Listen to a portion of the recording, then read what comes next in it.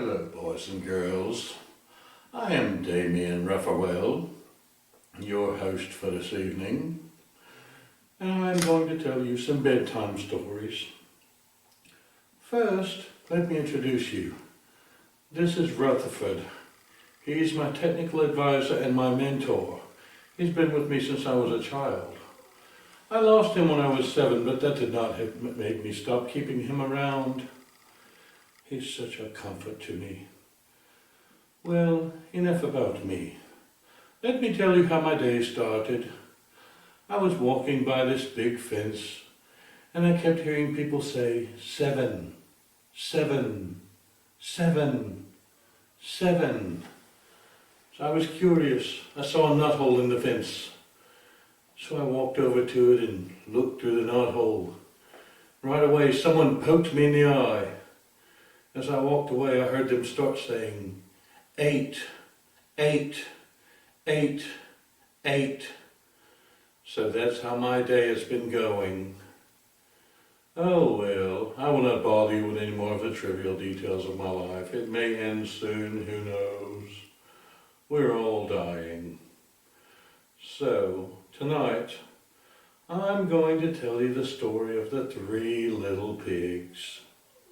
One of my favorite bedtime stories, but with my own personal spin on it. Once upon a time, there were these 3 little pigs. They came into some money, so they decided they would move out of the sty and build their own little houses. How quaint.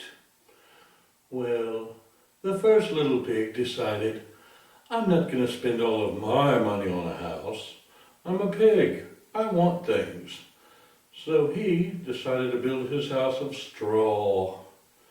Well, the second pig saw the straw house and said, that's not going to last now, is it? The first lightning storm and he will be dead. So I'm going to make my house of sticks. They're more sturdy.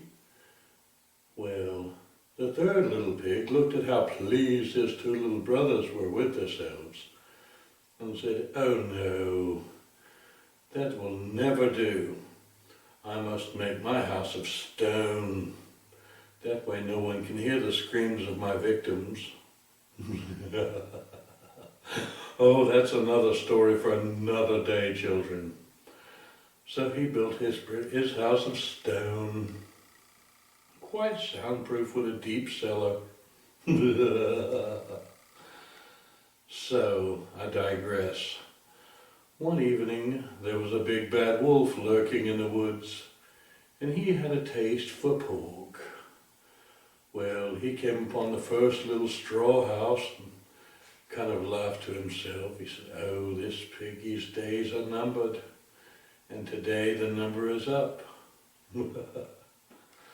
So he told the pig, little pig, let me in. The little pig said, not by the hair of my chinny chin chin. He said, I'll huff and I'll pluff and I'll blow your house in. Well, the little piggy had a lot of faith in all of that straw. Stupid little piggy. He said no. So the big bad wolf decided to huff and puff, and he blew the house in. Well, before the dust cleared, the little piggy ran to his brother's house made of sticks, thinking he could get salvation there. Oh no, that just means more dinner for the wolf, doesn't it?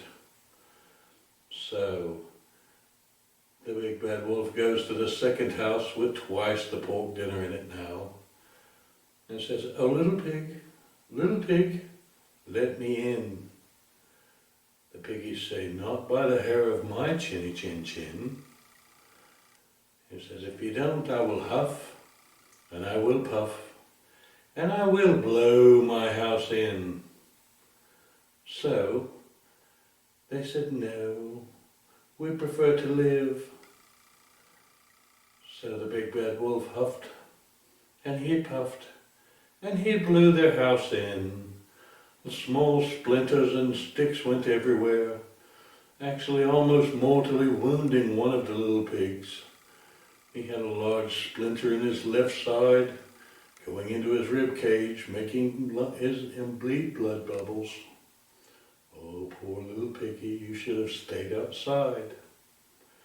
So they ran to the third pig's house and beat on the door. He put a ball gag in his victim's mouth and went upstairs and said, "Can I help you?" They said, "Oh, there's a wolf chasing us." He said, "All right, come in. I like wolf meat anyway, and I need a new rug." So the wolf saw where the little piggies went, and he decided to go to that house, a smorgasbord, if you will.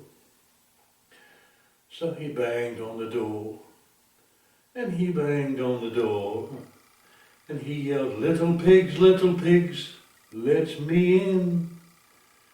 And they said, "Not by the hair of my chinny chin chin."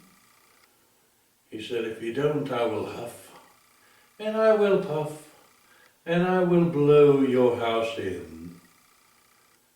So the third little pig, after rendering first aid to his little brother, who is going to be quite well now,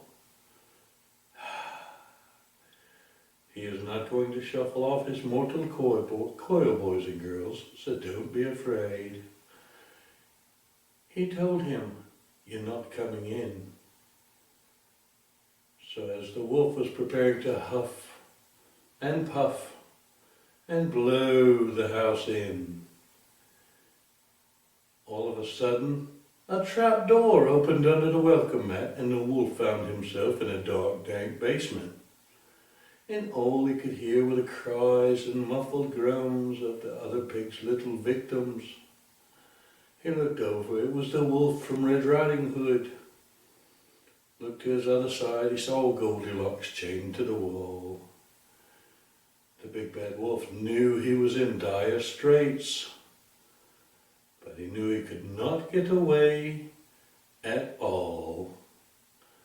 The last thing he heard before everything went dark and silent, like it always does, was a muffled grunt and the click of a hammer being pulled back on a Smith & Wesson 44 Magnum. The end. Well, boys and girls, I hope you enjoyed my story for tonight. I hope it helps you sleep well. Until next time, this is Damian Raphael saying good night and not so sweet dreams.